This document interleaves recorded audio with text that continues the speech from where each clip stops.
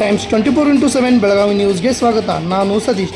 ದೆಹಲಿಯ ಸಂಸತ್ ಭವನದಲ್ಲಿ ನಡೆದ ಚಳಿಗಾಲದ ಅಧಿವೇಶನದ ವೇಳೆ ಕೇಂದ್ರ ಗೃಹ ಮಂತ್ರಿ ಅಮಿತ್ ಶಾ ಅವರ ಭಾಷಣದ ವೇಳೆ ಸಂವಿಧಾನ ಶಿಲ್ಪಿ ವಿಶ್ವರತ್ನ ಡಾಕ್ಟರ್ ಬಾಬಾ ಸಾಹೇಬ್ ಅಂಬೇಡ್ಕರ್ ಅವರ ಬಗ್ಗೆ ಅವಹೇಳನಕಾರಿ ಭಾಷಣ ಮಾಡಿದ ಅಮಿತ್ ಶಾ ಅವರ ಹೇಳಿಕೆಯನ್ನು ಖಂಡಿಸಿ ವಿವಿಧ ದಲಿತ ಸಂಘಟನೆಗಳ ಒಕ್ಕೂಟ ರಾಯಬಾಗ್ ಇವರ ಆಶ್ರಯದಲ್ಲಿ ಬೃಹತ್ ಪ್ರತಿಭಟನಾ ಮೆರವಣಿಗೆಯನ್ನು ಹಮ್ಮಿಕೊಳ್ಳಲಾಯಿತು.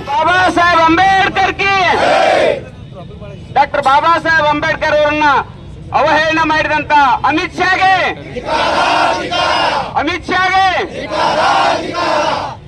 ಆತ್ಮೇರೆ ಇವತ್ತು ರಾಯಬಾಗ್ ಪಟ್ಟಣದಲ್ಲಿ ರಾಯಬಾಗ್ ತಾಲೂಕಾ SC ST ಹೋರಾಟ ವೇದಿಕೆ ವತಿಯಿಂದ ಇವತ್ತು ಮೊನ್ನೆ 17ನೇ ತಾರೀಕು ಮಂಗಳವಾರ ದಿನ ರಾಜ್ಯಸಭೆಯಲ್ಲಿ ಕೇಂದ್ರ ಗೃಹ ಸಚಿವರಾಗಿರ್ತಕ್ಕಂಥ ಅಮಿತ್ ಶಾ ಅವರು ಡಾಕ್ಟರ್ ಬಾಬಾ ಸಾಹೇಬ್ ಅಂಬೇಡ್ಕರ್ ಅವರನ್ನ ಅವಹೇಳನ ಮಾಡಿ ನಿಂದಿಸಿರುತ್ತಾರೆ. ಆದ ಕಾರಣ ಈ ಒಂದು ಪ್ರತಿಭಟನೆಯನ್ನು ಹಮ್ಮಿಕೊಳ್ಳಲಾಗಿದೆ.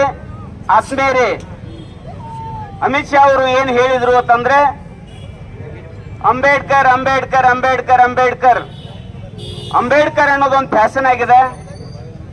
ಅಂಬೇಡ್ಕರ್ ಹೆಸರು ಎಷ್ಟು ಸರ್ತಿ ಹೇಳ್ತಾರೆ, ಅದರ ಬದಲಾಗಿ ದೇವರ ಹೆಸರು ಹೇಳಿದ್ರೆ ನಿಮಗೆ 7 ಜನ್ಮದಲ್ಲಿ ಸ್ವರ್ಗ ಸಿಗುತ್ತಿತ್ತು ಅಂತಕ್ಕಂಥ ಮಾತನ್ನ ಅಮಿತ್ ಶಾ ಅವರು ಹೇಳಿದ್ದಾರೆ.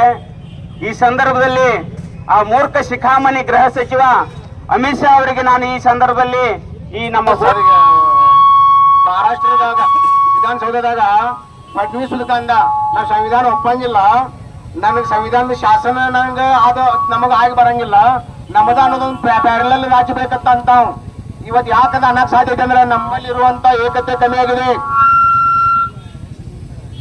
ಒಬ್ಬ ಗುಂಡಾ ತಡಿಪಾರ್ ಇವತ್ತು ರಾಷ್ಟ್ರದ ಗೃಹ ಮಂತ್ರಿ ಆಗ ಸಾಧ್ಯ ಐತೆ ಅಂದ್ರ ಈ ಗ್ರಾಮ ಪಂಚಾಯತ್ ರಾಷ್ಟ್ರಪತಿ ತಕ ಆಗಕ್ಕೆ ಸಾಧ್ಯ ಐತೆ ಅಂದ್ರೆ ಯಾರಂದ್ರ ಭಾರತ ಸಂವಿಧಾನ ಅದು ಬರೆದಂತ ಬಾಬಾ ಸಾಹೇಬ್ ಅಂಬೇಡ್ಕರ್ ಅವರು. ಇವತ್ತು ನಾವು ಇಂಥ ತುಡುಗ ಮಂದಿ ಸದನದಾಗ ಲೋಕಸಭಾದಾಗ ವಿಧಾನಸಭಾದಾಗ ಕೊಂಡಾಗ ಕಾರಣ ಏನಂತಂದ್ರ ನಮ್ಮ ದೇಶದಾಗ ಬರ್ದಂತ ಸಂವಿಧಾನ ಒಳಗ ಭಗವದ್ಗೀತೆದಾಗ ಬಿ ಹಕ್ಕು ಕೊಟ್ಟಿದ, ಕುರಾನ್ಗೆ ಬಿ ಹಕ್ಕು ಕೊಟ್ಟಿದ, ಬೈಬಲ್ಗೂ ಹಕ್ಕು ಕೊಟ್ಟಿದ. ಈ ಹಕ್ಕುಗಳೆಲ್ಲ ನಾವು ತಿಳ್ಕೋಬೇಕಾದ್ರೆ ಪ್ರತಿ ಒಬ್ಬ ಪ್ರಜಾಪ್ರಭುತ್ವ ನಾಗರಿಕ ಎಲ್ಲಾ ಸಮುದಾಯದವರು ಇದ್ರ ಊದಿ ಬಳಕ ಸಂವಿಧಾನದ ಮಹತ್ವ ಗೊತ್ತಾಯ್ತಿ. ಅವಾಗ ಈ ಲೋಕಸಭಾ ಮತ್ತು ವಿಧಾನಸಭಾದಾಗ ತುಡುಗರು ಕುದಿಯರಲ್ಲ ಅವರೆಲ್ಲ ನಾವು ಹೊರಗಾಕ ಸಾಧ್ಯ ದೇವ್ರ ಜಪ ಮಾಡತ್ತೀರಿ. ಅವ್ರೆ ದೇವ್ರ ಜಪ ಮಾಡ್ಕೊಂಡು ಕೊಡ್ತೀರಿ, ಇನ್ಕ ತಕ್ಕ ಮಿನಿಸ್ಟರ್ ಆಗ್ಲತ್ತೀರಿ, ಯಾವ ಬಿಡ ಯಾವತ್ತು ಬೇರೆ ಆಗ್ತೀರಿ. ಅದನ್ನ ನೀವು ಅರಿಬೇಕು. ನೀವು ಸಂವಿಧಾನ ಚೇಂಜ್ ಮಾಡ್ತಾರು, ನೀವೊಬ್ರು ಅಂಬೇಡ್ಕರ್ ಬೇಡ ಅಂತಾರು. ನಿಮ್ಮ ದೇವ್ರಗಳೊಳಗ ತಾರತಮ್ಯ ಮಾಡ್ತಾರೆ. ನಿಮ್ಮ ದೇವ್ರೊಳಗ ಶ್ರೀಮಂತರ ದೇವರ ಬಡವ್ರ ದೇವ್ರ ಅದಾರ, ನಮ್ಮ ಒಳಗ ಹಂಗಿಲ್ಲ. ಬಾಬಾ ಸಾಹೇಬ್ರು ಒಬ್ರ ನಮಗ್ ದೇವ್ರ, ನಿಮ್ಮ ದೇವ್ರ ನಮಗ್ ಅವಶ್ಯಕತೆ ಇಲ್ಲ. ಯಾವುದೇ ಪಕ್ಷದಂದ್ರ ಚುನಾಯಿತ ಪ್ರತಿನಿಧಿಗಳು ಇದಾರಲ್ಲ, ಇದನ್ನ ಖಂಡನೆ ಮಾಡಬೇಕು.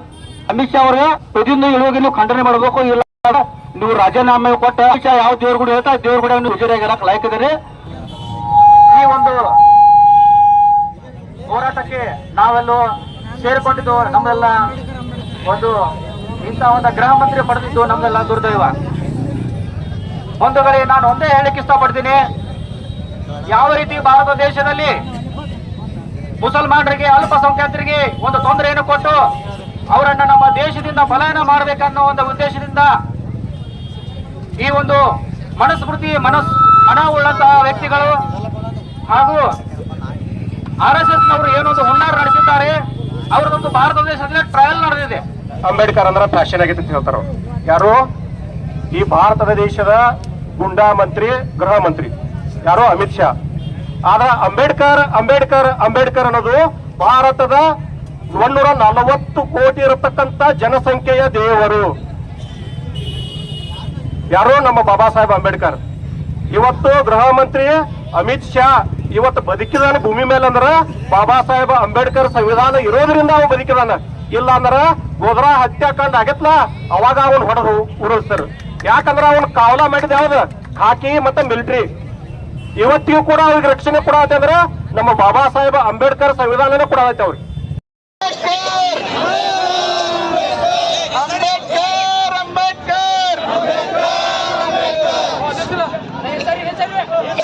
ರಾಯಬಾಗ್ ತಾಲೂಕಿನ ಪರಿಶಿಷ್ಟ ಜಾತಿ ಪರಿಶಿಷ್ಟ ಪಂಗಡಗಳ ಒಕ್ಕೂಟದ ವತಿಯಿಂದ ಪರಿಶಿಷ್ಟ ಜಾತಿ ಪರಿಶಿಷ್ಟ ಪಂಗಡಗಳ ಒಕ್ಕೂಟದ ವತಿಯಿಂದ ಇವತ್ತು ಇಲ್ಲಿ ಆಯೋಜಿಸಲಾಗಿರ್ತಕ್ಕಂಥ ಅಮಿತ್ ಶಾ ರಾಜೀನಾಮೆಗೆ ಒತ್ತಾಯಿಸಿ ಅಥವಾ ಅಮಿತ್ ಶಾ ಅವರನ್ನ ಸಚಿವ ಸಂಪುಟದಿಂದ ವಜಾ ಮಾಡಬೇಕು ಅಂತಕ್ಕಂಥ ಒತ್ತಾಯಿಸಿ ನಡೆದಿರ್ತಕ್ಕಂಥ ಈ ಪ್ರತಿಭಟನೆಯಲ್ಲಿ ಈಗಾಗಲೇ ನಮ್ಮ ಅನೇಕ ಎಲ್ಲರದು ಒಕ್ಕೋರಿನ ಒತ್ತಾಯ ಏನಾದ್ರೂ ಕಾಶ್ಮೀರದಿಂದ ಕನ್ಯಾಕುಮಾರಿವರೆಗೂ ಈ ದೇಶ ಬಾಬಾ ಸಾಹೇಬ್ ಅಂಬೇಡ್ಕರ್ ಸಂವಿಧಾನದ ಆಧಾರದ ಮೇಲೆ ನಡೀತಾ ಇದೆ. ನಾವು ಈ ದೇಶದ ಸಂವಿಧಾನದ ಶಿಲ್ಪಿಯ ಅವಮಾನವನ್ನ ಸಹಿಸಲಿಕ್ಕೆ ಪ್ರತಿಭಟನೆ ಮಾಡೋದ ಕಾರಣ ಎಲ್ಲರಿಗೂ ಗೊತ್ತಿದೆ.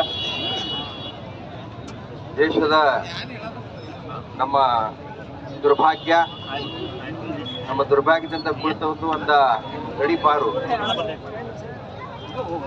ಅಮಿತ್ ಶಾ ಅವರು ನಮ್ಮ ಗೃಹ ಮಂತ್ರಿ ಆಗಿ ಏನು ಕೂತಿದ್ದಾರೋ ಅವರು ತಿಳ್ಕೊಲಿಲ್ಲ. ಹೀಗೆ ಗಣೇಶ್ ಅವರು, ಮಹಾವೀರ್ ಮೂರ್ತಿ ಅವರು ಎಲ್ಲರೂ ವಿಸ್ತೀರ್ಣವಾಗಿ ಹೇಳ್ರ ಅದರ ಬಗ್ಗೆ. ಗಣೇಶ್ ಅವರು ಯಾವಾಗ ನಮ್ಮ ಬಾಬಾ ಸಾಹೇಬ್ ಅವರು ಸಂವಿಧಾನ ಬರೆದ್ರು ಅವಾಗ ಅಮಿತ್ ಶಾ ಅಂತ ಅಮಿತ್ ಶಾ ಹಿಸ್ಟ್ರಿ ಓದ್ ನೋಡ್ರಿ ಏನಿತ್ತು ಮೊದಲವ್ರ ಅಂತ ಮನುಷ್ಯ ಇವತ್ತು ಗೃಹ ಮಂತ್ರಿ ಆಗಕ್ಕೆ ಸಾಧ್ಯ ಆಯ್ತು. ನರೇಂದ್ರ ಮೋದಿ ಅವರು ಚಹಾ ಮಾರ್ತಿದ್ರು, ಅವ್ರ ಇವತ್ತೊಂದು ಪ್ರಧಾನಿಯಾಗಿ ದೇಶದ ಒಂದು ಜಗತ್ತಿನ ದೊಡ್ಡ ಪ್ರಜಾಪ್ರಭುತ್ವ ಆದ ದೇಶ ನಮ್ಮದು. ಅಂತ ದೇಶದ ಅವರು ಪ್ರಧಾನಮಂತ್ರಿ ಆಗಕ್ಕೆ ಸಾಧ್ಯ ಆಯ್ತು. ಏನ್ ಅಮಿತ್ ಶಾ ಮಾಡಿದ್ರೆ ನಾವು ತೀವ್ರವಾಗಿ ಖಂಡನೆ ಮಾಡ್ತೀವಿ. ನಾನು ವೈಯಕ್ತಿಕವಾಗಿ ಹೇಳ್ತೇನೆ, ನಾ ಎಲ್ಲದಕ್ಕೂ ತಯಾರಿದ್ದೇನೆ. ನಾನು ವೈಯಕ್ತಿಕವಾಗಿ ಹೇಳ್ತೇನೆ, ಇಂಥ ಒಂದು ಕೆಟ್ಟ ನಾನು ಎಲ್ಲದಕ್ಕೂ ತಯಾರ ಎಲ್ಲರೂ ಸಿದ್ಧರಾಗಿದೆ ಅಂತ ಹೇಳ್ತಾ ನನ್ನ ಮಾತು ಮಾತ್ರಕ್ಕೆ ಅವಕಾಶ ಕೊಡಿದ್ದೆ. ಮೊದಲು ಧನ್ಯವಾದಗಳು. ಅಮಿತ್ ಶಾ ಬಾಬಾ ಸಾಹೇಬ್ ಅಂಬೇಡ್ಕರ್ ಅಂದ್ರೆ ಬರೀ ಫ್ಯಾಷನ್ ಆಗಿದೆ. ಯಾವುದೋ ಒಂದು ದೇವ್ರನ್ನ ನೀವು ಪೂಜೆ ಮಾಡೋದು ಅಂತ ಹೇಳ್ತಾನ. ಆದ್ರ ಆ ದೇವರನ್ನ ಒಬ್ಬ ಚೂತ್ರ ಕಲ್ಲಿನಲ್ಲಿ ತನ್ನ ಕಾಲಿನಲ್ಲಿ ಕೆತ್ತಿ ಪೂಜಾ ಕೆತ್ತಿ ಒಂದು ಮೂರ್ತಿ ಮಾಡ್ತಾರ. ಆ ಮೂರ್ತಿನ ಯಾವ್ದು ಬೇಕಾದ ಹೆಸರು ಇಟ್ಕೋತೀಯ. ಆ ದೇವ್ರು ನಿನಗೆ 7 ಜನದಾಗ ಹೋಗಿ ಸತ್ತು ಹುಟ್ಟಿದೀವಿ. ಆದ್ರೆ ನಿನಗೆ ಸ್ವರ್ಗ ಎಲ್ಲಿ ಸಿಕ್ತು, ಕೊನೆಗೆ ಬಂದು ಭಾರತ ಕೈಯಿಂದ ಬರುತ್ತೆ, ಭಾರತ ಬಾಬಾ ಸಾಹೇಬ್ ಸಂವಿಧಾನದ ಸಿಕ್ತದ ಬಂದು ತಿಳ್ಕೊ. ಬಂದು ನೀನು ಮನೋವಾದಿ ಯಾವ ಥರ ಇದೆ ಅಂದ್ರೆ ಇವತ್ತು ಜಗತ್ತ ಬಾಬಾ ಸಾಹೇಬ್ ಒಪ್ಕೋತದ. ಇನ್ನು ಸ್ವಲ್ಪ ಹಿಂತಿರುಗಿ ನೋಡು, ಅಮೇರಿಕ ಅಧ್ಯಕ್ಷ ಬರಾಕ್ ಒಬಾಮಾ ಹೇಳ್ತಾನ ಬಾಬಾ ಸಾಹೇಬ್ ಇದ್ದ ಸಿಂಬಲ್ ಆಫ್ ನಾಲೆಜ್. ಈ ಜಗತ್ತಿನಲ್ಲಿ ಯಾರೇ ಇದ್ರು Baba Saheb symbol of knowledge ಅದಾರ. ಅವ್ರನ್ನ ಯಾವ ಲೆಕ್ಕ ಇಟ್ಕೋಬೇಕು ತಿಳ್ಕೊಂಡು ನೀವು ಇಂಡಿಯಾದವರು ಅಂತ ಹೇಳ್ತಾರೆ.